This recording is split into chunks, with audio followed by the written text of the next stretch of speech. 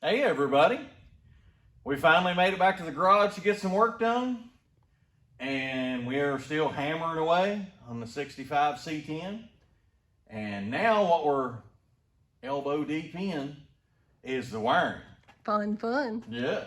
So esposa, aquí. I'm coming. Here's how I do my wiring layouts. I don't know if anybody else.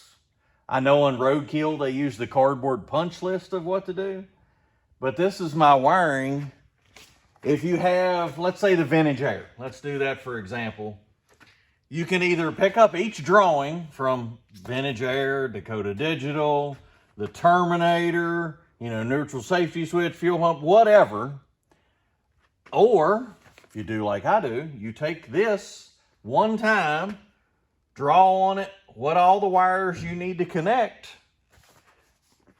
and then toss all the manuals aside. You keep them. I don't ever throw the manuals away. But then when I'm in the middle of wiring, when I get good and going, I can just come here and check off when it's done what wires, and I know what color it is and where it goes. So I don't have to pull out each manual for each one.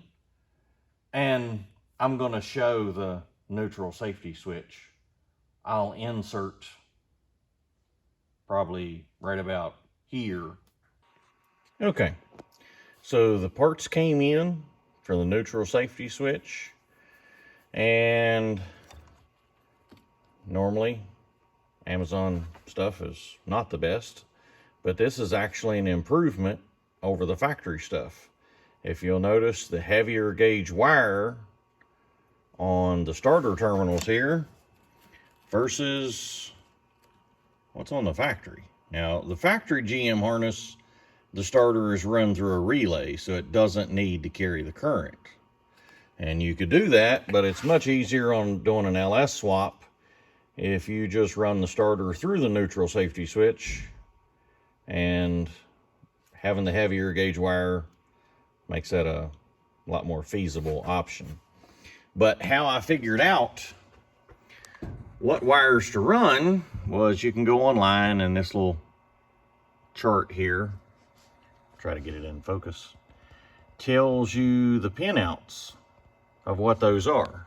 Now, to most of you, that doesn't mean a thing in the world. But if we go to this one, now that one probably makes a little more sense. If you look at terminals E and G, they say starter in, so that would be the power coming from the key. Usually it's the purple wire on the aftermarket harnesses. It's coming in, goes through this switch. There's the neutral safety switch itself, comes back out on G, and goes back out to the starter. And also, in this same switch, if you put a 12-volt hot in on terminal C, you can come through, and it comes back out on terminal F to feed the backup lights. Now, this one is labeled on here, but nobody really uses it. It was the brake pedal shift circuit. You had to step on the brake pedal to get it out of park, all that good stuff. But most people doing LS swap never use that. So there you go. This is the important stuff. Starter in, starter out, handy to have on an LS swap, and backup lights.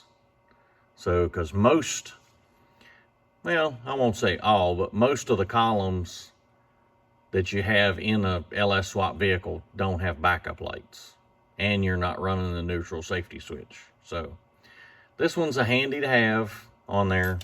And like I say, I'm going to insert the link for this on Amazon. You can see the wire gauge is definitely heavier.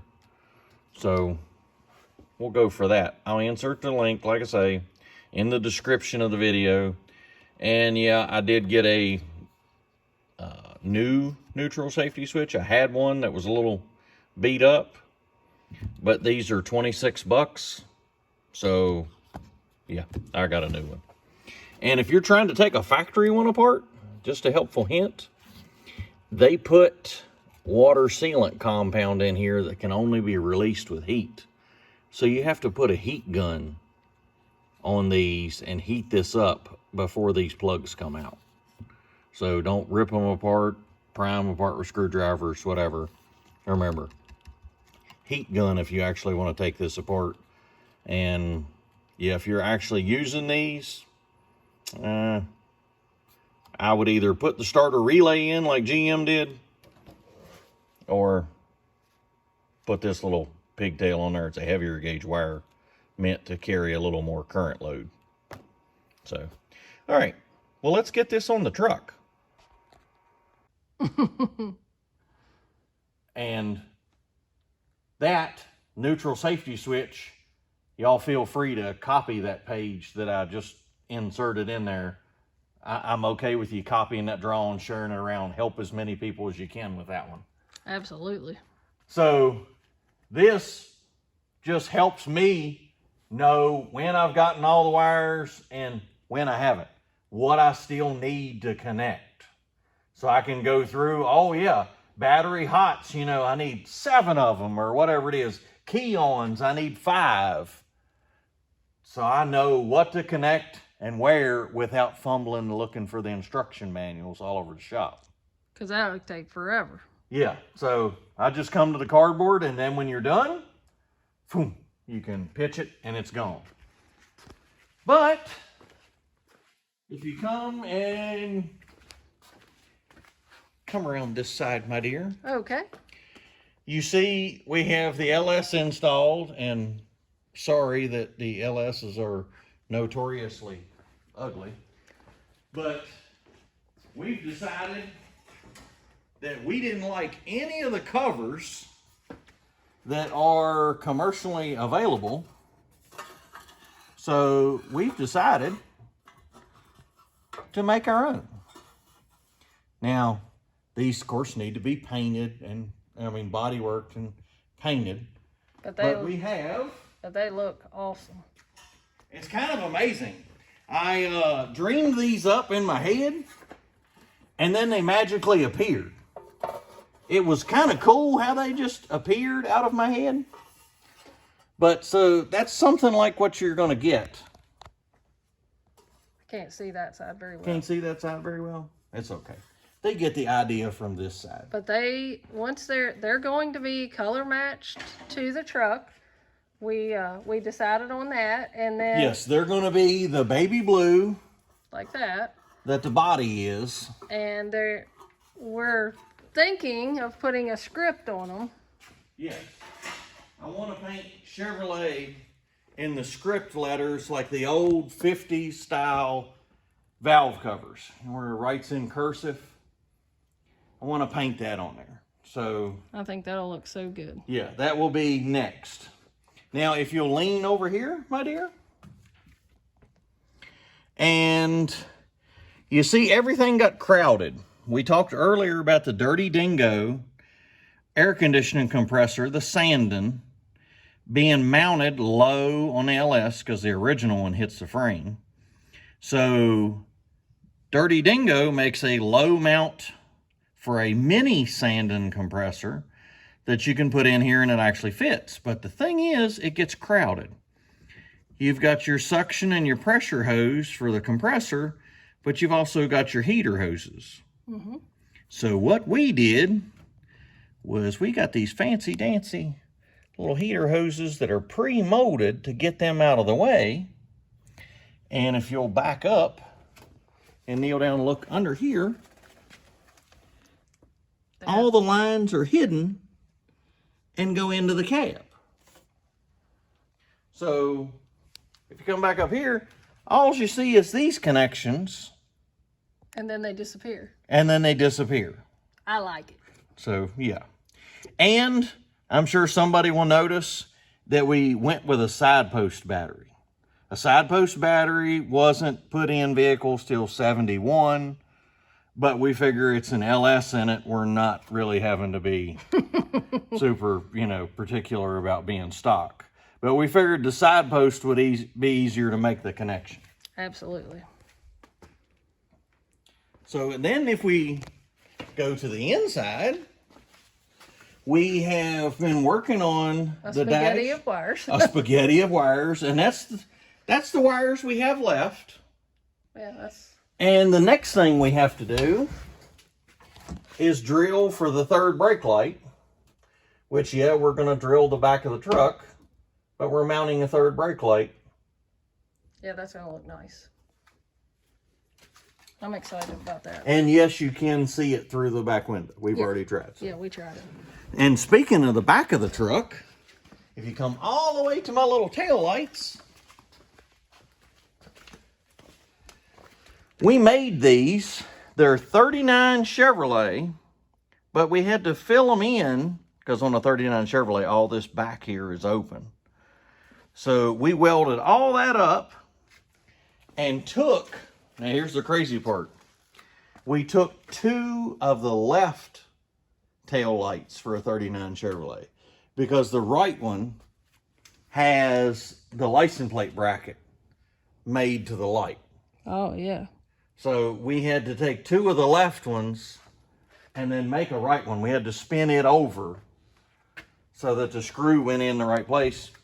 And also, we got this working.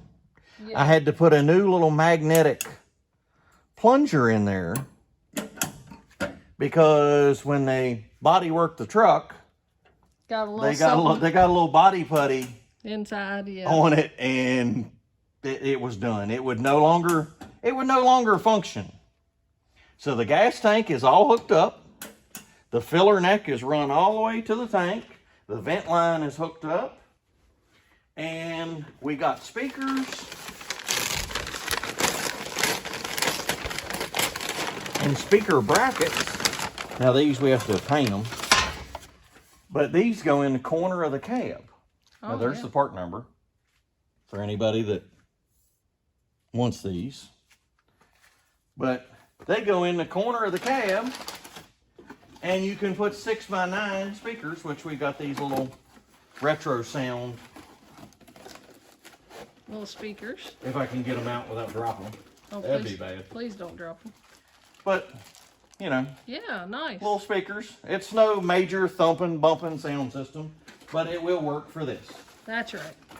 And that was all he wanted. He didn't want to... It'll play some tunes. Yeah, it will play the radio. He didn't want a mother thumper sound system in it. Well, we're making lots of progress. This one's coming together. And getting these little vents hooked up was no fun at all.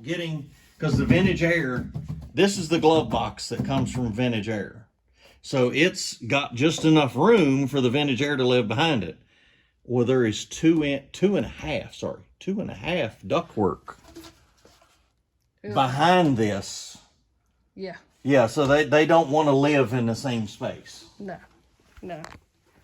I'm sure. So I think that pretty much catches us up. Yeah. I've got a lot of wiring left. I mean, not too much left, but enough. So we thought we'd catch everybody up. Stay tuned for the... Yeah, stay tuned. Pretty soon we're going to be driving this. It may not have doors or fenders on it, but we're going to fire it up and take it for a drive. So, woohoo! As soon as we get brakes. We do need to connect the 2 brake lines. We need some brakes. We get the go, we need the whoa. That's right. So, all right. And how we end all of our videos. Thank you, Lord. Thank you for today.